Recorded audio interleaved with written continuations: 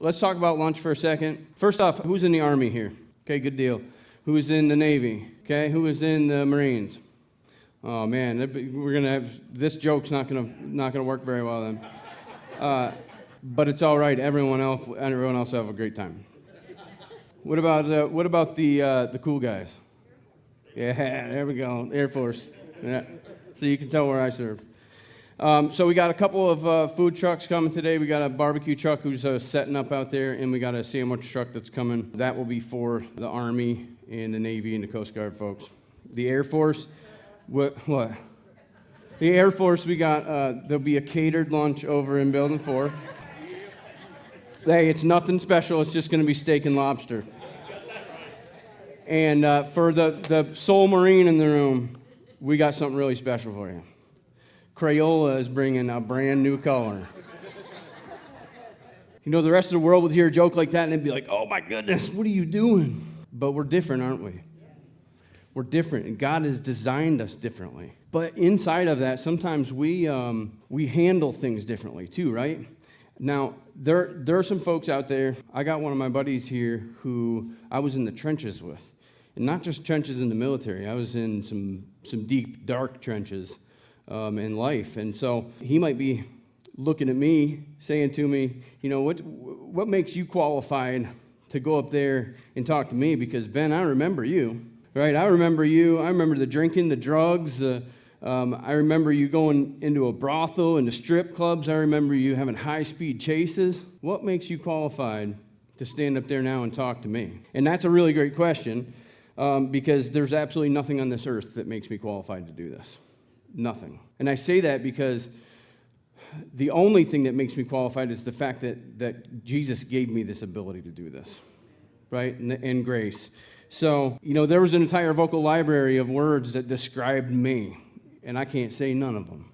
Not because I'm in a church, but because I am a follower of Christ. And I was enlisted, but I was captain good for nothing. I really was. I didn't serve anybody except for myself and the squad that the enemy gave me. The first thing I'm going to do is I'm going to start by talking about a guy named Paul in the Bible. Who knows who Paul is? Okay, so Paul, originally he was known by the name Saul of Tarsus, right? He was one of the most feared persecutors of Christians. And he was a zealous Pharisee. He was smart, disciplined, but he was violent in his pursuit against Christians, right? I mean, he was out there to destroy the followers of Jesus. And Acts 9 describes him this way. It says he was breathing out murderous threats against the Lord's disciples. Does that sound like somebody who's qualified to preach the gospel of Christ? But then, on the road to Damascus, there's always a but with God, right? On the road to Damascus, everything changed. Paul was heading into Damascus to imprison followers of Jesus. Probably even kill a couple of them if they resisted. His mission from his chain of command was to suppress the growing Christian movement. Acts 9, 3-4 says, as he neared Damascus on his journey, suddenly a light from heaven flashed around him. He fell onto the ground, and he heard a voice say to him, Saul, Saul, why are you persecuting me? That moment was Paul's collision with grace, the point where Jesus revealed himself to him, not to condemn him, but to redeem him and repurpose him, right? The man that once hunted Christians became one of the greatest missionaries of the faith, writing nearly half of the New Testament in the Bible and leading countless souls to Christ. Many people knew the old Paul, and some of them Christians that he came to preach to, they wanted nothing to do with him because his reputation preceded him, right? So my point number one here is Paul was a man with a nasty past. Some of us out here, and all of us up here, have a nasty past. Our past, here's the good news. Our past is not a disqualifier. Our past is our new credentials, right? First, let me tell you that I'm not qualified to stand up here because what I've done right in this world or what I've done wrong in this world or what I've failed to do in this world. I'm qualified because I've experienced God's grace firsthand, grace that I didn't deserve, and it's grace that I didn't even ask for. I was running headlong into absolute destruction. I was the quarterback of Team Chaos, right? Bars, women, we talked about that. Strip clubs, brothels, drugs, complete disregard for human life. I was the modern-day version of Saul of Tarsus, the selfish guy who served himself. But Jesus didn't wait for me to clean my act up, right? right? He met me in a fire. He covered me up. He protected me for a purpose. He met me in my rebellion, and he gave me a new mission. I know what pain, pride, guilt, and torment feel like. I know what it's like to feel like your past has removed your ability to be a positive influence. That's a lie straight from hell, guys. Because once we've experienced grace, the enemy loses that power. 1 Corinthians 15:10, by the grace of God, I am what I am, and his grace to me was not without effect. Just like Paul, who knew his past was dark, I used to be ashamed of my past. And at times I still am, right? But Christ repurposed me, including my past. Our past makes the light of Christ shine even brighter. So it's actually a miracle that you get to come in here and see the handiwork that Jesus has done. How do you think people looked at Paul?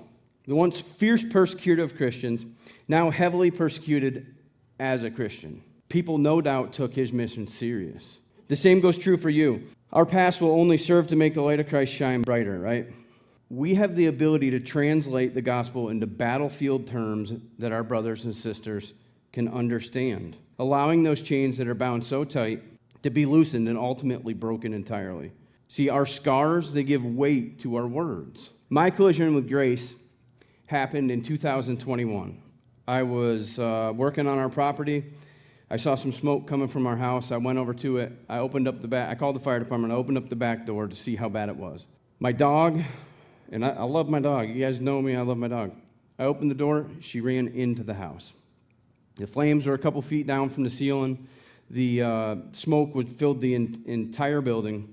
And I went in after my dog a couple of times, 2 separate times. I came out to breathe. I went back into the house.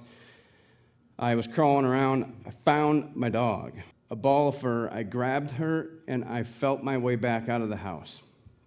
And after a brief stay in the hospital for both myself and my dog, we went back, and I surveyed the damage. My house was destroyed. The room that I know I found my dog in this room because, I mean, you know your house. If you can walk around in the middle of the night inside your house and not obliterate your pinky toe, then you know what room you're going into, right? I found her in our bedroom. And so when I went in there, the outlet covers were melted, the bedspreads were melted, the TV was literally melting off of the wall. I am not a genius, but I'm pretty sure that that plastic has a lower melting temperature than human being. So I kind of struggled with that for a little bit, right? Because when I crawled out of the house, I remember seeing a fire hose going into the house. Right? That means I was inside the house at the hottest part of this fire. So there's some things that don't make sense to the human mind, right? So I battled with that for quite a while until one day I had a daydream. And everybody has daydreams, right? Sometimes they make no sense. Sometimes they clarify things. But I was sitting there watching my house burn from above, from the perfect vantage point. And I watched myself. I watched my dog go in. I watched me go in. I watched everything exactly how it happened, except there was one big difference. When I got to my dog, I grabbed her and I died. And I laid there in the house. I watched myself just lay there. I watched the fire department go in. I watched them attack the fire. I watched them do a secondary search of the house. I watched them get to us, and I watched them casually drag our bodies out of the house.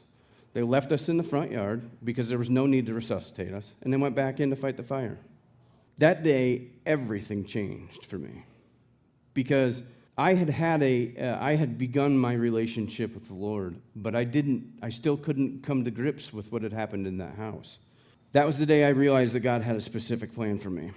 And I mean, I don't want to get too crazy into it, but it's almost like God said, hey, bud, I did that for you. Now I've got a mission for you. God's grace is amazing, guys.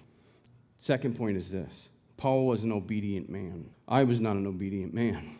But here's the thing. Your obedience proves your calling. It's not your perfection. If perfection was required, how many people here would be qualified? None. There will be a world full of people like you and me that have no hope.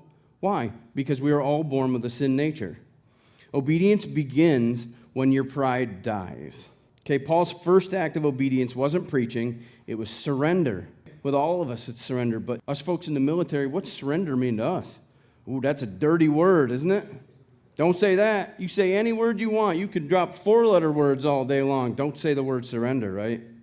We see surrender as losing control, but not even losing it. It's almost like begrudgingly giving it up or having it taken from you. Let me tell you what a relief it is when we relinquish that control to the God of the universe, the creator of the universe. 1 Peter 5:6 says, "Humble yourselves, therefore, under God's mighty hand, that he may lift you up in due time." Luke 9:23, "Then he said to them all, whoever wants to be my disciples must deny themselves, take up their cross daily, and follow me." James 4:7, "Humble yourselves then before the Lord, and he will lift you up." Romans 12:1 and 2, "Therefore I urge you, brothers and sisters, in view of God's mercy, to offer your bodies as a living sacrifice, wholly pleasing and perfect. Do not conform to the pattern of this world, but be transformed by the renewing of your mind." The first act of surrender is an honest acknowledgement, right? That you can't carry this alone. In military culture, man, we're some proudful people, aren't we? It's just like pride is, people sweat water droplets, we sweat pride. We often prize ourselves in that strength and self-reliance, but spiritual renewal begins when we admit dependence on God's mercy. This humility opens up the heart for healing. Some of us out here are burdened by guilt, trauma, potentially feelings of worthlessness, right? Surrendering to the Creator God isn't about a weakness or a failure. It's about laying down the burdens that we were never designed to carry, right? Some of us have burdens here that are 50 pounds heavier than what our body can stand. And the crazy thing is it's only burden number 1. We got 37 more behind it, and we're trying to truck them around alone. Third thing, your worth isn't tied to your rank, performance, or even a service record. God defines your value, and he calls you beloved, redeemed, and chosen. God designed people for connection. Healing doesn't happen in isolation. This is a major problem in the veteran community and active duty community. What do we do when we've got a situation that's out of hand for us? We go isolate somewhere, and it just allows the enemy to just get right into us. It's not good, guys. Healing doesn't happen in isolation. Surround yourself with others who remind you of God's love and who walk beside you. In the Army, we call them what? Battle buddies. In the Air Force, we call them wingmen. You have that person that is there to check your everything you can't see. And if you don't have that, you're going to make mistakes, especially if you're brand new. Combat rewires how the mind works, too. Many of us here have been in combat. Surrender to the Creator rewires that to serve the Lord. Spending time in Scripture and prayer refocuses your inner world on God's truth rather than that pain or self-condemnation that we have. You could say, man, I don't think you understand. I've been through a lot of bad stuff, or I've done so many bad things. I will tell you, Heather will tell you, that I understand. Right? I was chief idiot for a very long time, and I'm recovering. Luke 7:41 and 43. 2 people owed money to a certain moneylender. One owed 500 denarii, the other owed 50. Neither of them had money to pay him back, so he forgave their debts of both of them. And which of them will love him more? Simon replied, I suppose the one who had the bigger debt forgiven. Jesus said, you have judged correctly. The meaning of this parable is not hard to understand, right? A denarius was about a day's wage. So one of these dudes owed almost 2 years' salary, while the other owed fewer than 2 months' wages. Both would be thankful that their debts were forgiven, but their appreciation would not be the same. The one who owed the most would be more grateful. Maybe that's why I'm so stinking grateful. Because let me tell you guys, I owed way more than 500 denarii. If we're talking about my sins against the Lord, oh my goodness. Some of you have past sins that you may believe are not even forgivable. I was one of those people. I had sins against my wife that were unforgivable. Sins that no way anybody would forgive me of. When we read this parable, we need to ask ourselves, do we love Jesus in a way that acknowledges what he's done for us? The more we recognize the depth of God's forgiveness toward us, the more we'll go out of our way to worship, to sacrifice, surrender, and obey. God's forgiveness and mercy is bigger than any of our sins, guys. I'm not comparing myself to Paul, because Paul was an incredible man. He took beatings, imprisonment, all in the name of Christ. But I am just like you guys. And I'm a lot like this dude coming up. Luke 23, 39 through 43. One of the criminals who hung there hurled insults at him. Aren't you the Messiah? Save yourself and save us. To give context here, guys, we're talking about the crucifixion of Christ. There was 2 sinners up there with him, right? The other criminal rebuked him. Don't you fear God, he said, since you're under the same sentence. We are punished justly, for we're getting what our deeds deserve. But this man has done nothing. He's done nothing wrong. Then he said, Jesus, remember me when you come into your kingdom. And Jesus answered him. He said, truly I tell you, today you will be with me in paradise. That man experienced grace firsthand. And I bet you he's glad that he asked those words, huh? It shows that the thief on the cross had faith in Jesus' heavenly reign, and it was reckoned to him as righteousness, guys. He was not too far gone, and he was this far away from being crucified to death for being a criminal. We each have living testimonies. Every single scar, emotion, whether it's physical, emotional, spiritual, they all tell stories. But they need to tell the story that God doesn't give up. Each one of us have people that we can reach because we have been in the trenches. In a sense, the battlefield that each one of us has survived is now become our pulpit. Allow God to take the weight of the past and break the chains that are holding you down. I am not preaching a religion up here, guys. I am briefing a squad for spiritual combat.